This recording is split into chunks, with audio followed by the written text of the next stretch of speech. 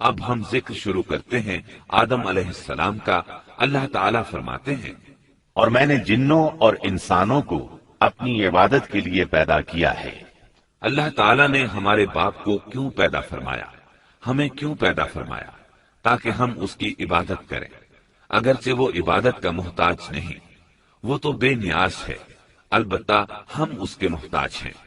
اس کے اسماء بہترین اور حسین ہیں، وہ عالی شان صفات کا مالک ہے۔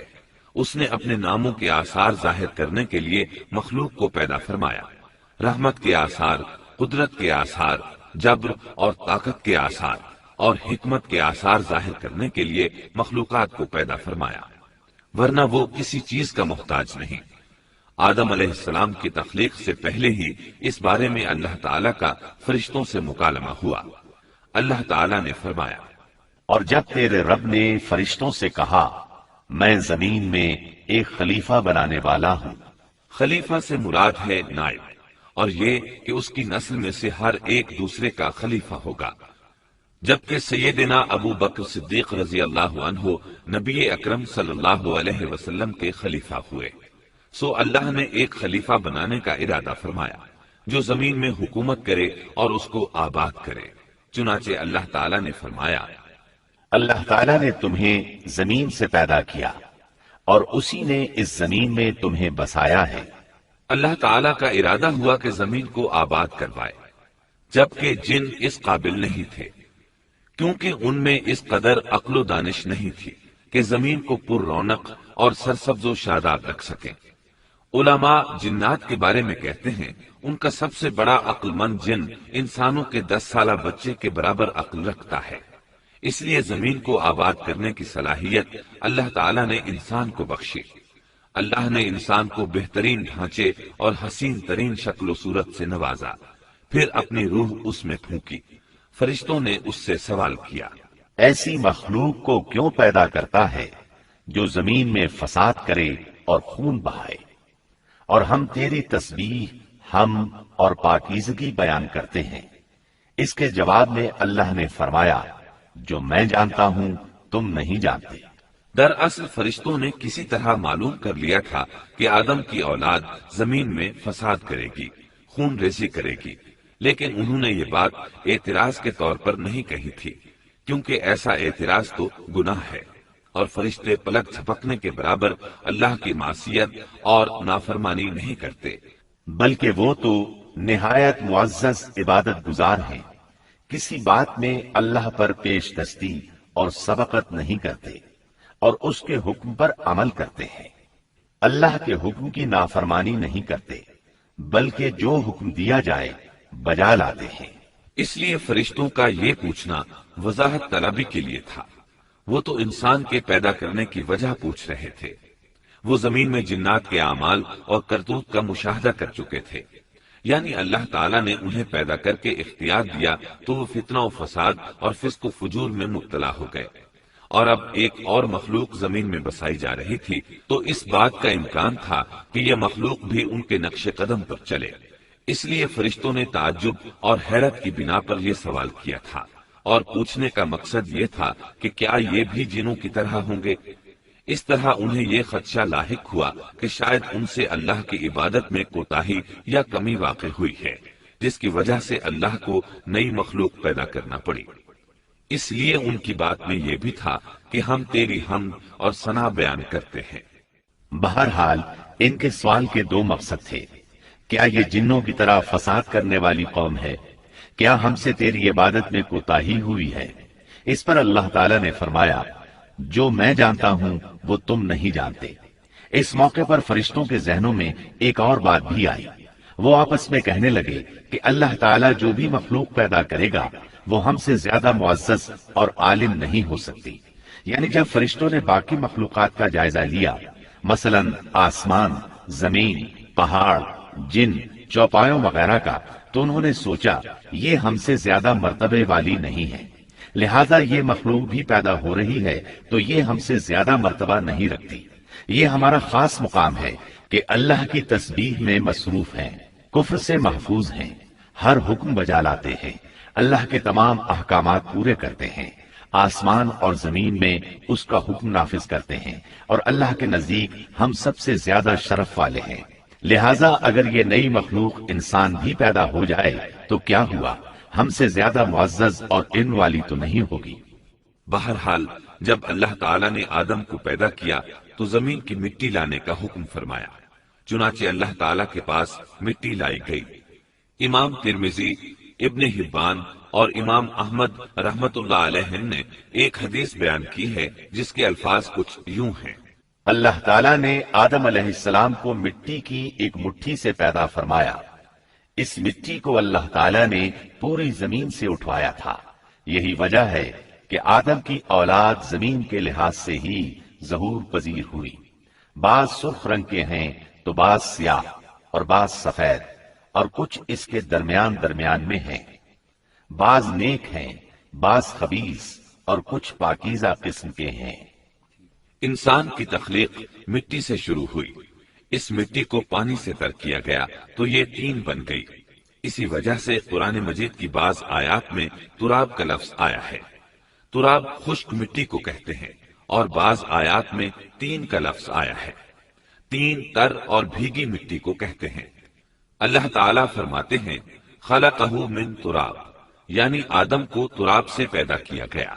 مٹی کی عام حالت کو تراب کہتے ہیں، اور فرمایا جب آپ کے رب نے فرشتوں سے کہا کہ میں مٹی سے بشر کو پیدا کرنے والا ہوں، جب اس مٹی کو پانی سے زیادہ بھگویا گیا تو وہ لیسدار ہونا شروع ہو گئی، اسی لیے اللہ تعالیٰ نے فرمایا ہم نے انسان کو لیسدار اور چپکنے والی مٹی سے پیدا کیا۔ پھر اللہ تعالیٰ نے اپنے مبارک ہاتھوں سے انسان کا ڈھانچہ تیار کیا۔ اللہ نے فرمایا خلقت بیدی، میں نے اپنے دونوں ہاتھوں سے پیدا کیا۔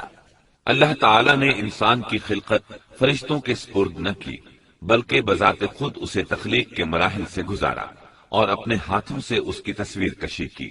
اللہ نے انسان کو پہلے ایک مورتی کی صورت میں ڈھالا، اس کے بعد ایک مقررہ مدت تک چھوڑے رکھا، یہاں تک کہ گیلی مٹی خشک ہو گئی اور اس کا رنگ سیاہ ہو گیا، بدبو آنے لگی، پھر وہ کھنکھناتی مٹی میں بدل گئی، اور آخرکار آگ پر پکی ہوئی مٹی یعنی فخار ٹھیکری کی صورت اختیار کر گئی، جس سے مٹکے وغیرہ تیار کیے جاتے ہیں۔ سیاہ مٹی کو ہماؤن کہتے ہیں، اور بدبودار کو مسنون کہتے ہیں، اور کھنکھنا کر بولنے والی مٹی کو سلسال کہتے ہیں، اور ٹھیکری کی طرح کی مٹی کو الفخار کہتے ہیں۔ مختلف آیات میں یہ الفاظ وارد ہوئے ہیں۔ اور یقیناً ہم نے انسان کو کھنکھناتی خشک مٹی سے پیدا کیا جو کہ بدبودار اور سیاہ گارے سے خشک ہوئی تھی۔ اور فرمایا اللہ نے انسان کو کھنکھناتی مٹی سے پیدا کیا جو کہ ٹھیکری کی طرح تھی۔ ان تمام آیات کریمہ میں کوئی تناقض، تعارض اور اختلاف نہیں، اس لیے کہ ان مختلف آیات میں انسان کو اس کی تخلیق کے مختلف مراحل کی یاد دہانی کرائی گئی ہے۔ خلاصہ کلام یہ ہوا کہ تخلیق کے عمل کا پہلا مرحلہ تراب تھا، یعنی عام حالت والی خشک مٹی، پھر طین یعنی بھگوئی ہوئی مٹی، پھر لیسدار مٹی یعنی سلسال، پھر ٹھیکری کی طرح کی مٹی یعنی فخار، اور یہ کام جمعے کی آخری گھڑی میں کیا گیا۔ اور یہ دن اللہ کے لحاظ سے شمار ہونے والے دنوں میں سے ہمارے دنوں کی طرح نہ تھا، ہمارے اور اللہ کے دن مختلف ہیں۔ تخلیق آدم دراصل اللہ کا کرشمہ ہے، انسانوں کو ایک صورت عطا کی گئی۔ اس مرحلے کا تذکرہ بخاری اور مسند احمد کی ایک روایت میں ہے۔ اللہ نے آدم کو پیدا کیا اور ان کا قد 60 ہاتھ یا 60 میٹر لمبا تھا۔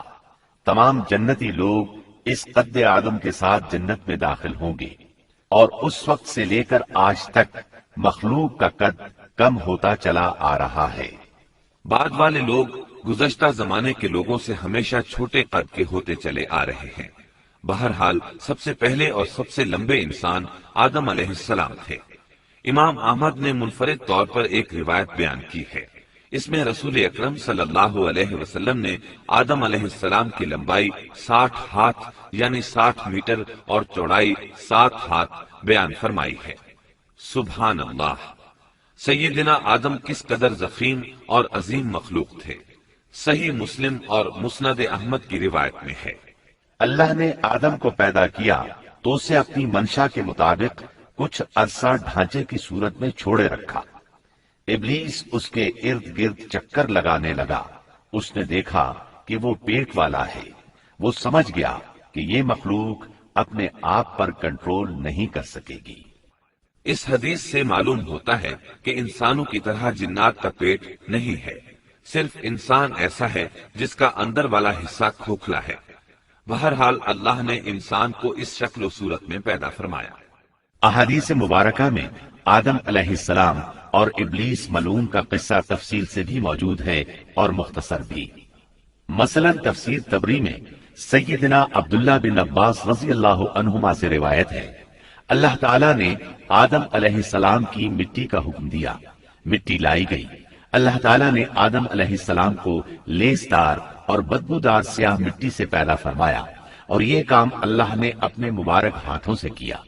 آدم 40 راتیں مجسمے کی صورت میں پڑے رہے، جسم موجود تھا لیکن روح نہیں تھی۔ ابلیس آتا، اس ڈھانچے کو ٹھوکر لگاتا تو جسم سے ایسی آواز نکلتی جیسے خالی مٹکے پر ہاتھ مارنے سے نکلتی ہے۔ اسی لیے اللہ نے بھی فرمایا ہے کہ وہ کھنکھناتی مٹی سے پیدا کیے گئے۔ آدم علیہ السلام میں روح ڈالنے سے پہلے ایک مرتبہ فرشتوں کا ان کے پاس سے گزر ہوا تو وہ کچھ گھبرا سے گئے۔ ابلیس کو تو بہت زیادہ گھبراہٹ کا سامنا کرنا پڑا۔ وہ گزرتے ہوئے ٹھوکر مارتا اور کہتا، تجھے کسی خاص مقصد کے لیے پیدا کیا گیا ہے۔ یہ کہہ کر وہ آدم کے منہ میں داخل ہو جاتا اور کمر کے راستے باہر آ جاتا اور فرشتوں سے مخاطب ہو کر کہتا، اس سے گھبرانے کی کوئی ضرورت نہیں۔ اگر مجھے اس پر مسلط کر دیا گیا تو میں یقیناً اسے ہلاکت میں ڈال دوں گا، اور اگر اسے مجھ پر مسلط کر دیا گیا تو بلا شبہ میں اس کی نافرمانی کروں گا۔ اندازہ کیجئے وہ تعجب کر رہا ہے کہ انہیں کیوں پیدا کیا گیا ہے۔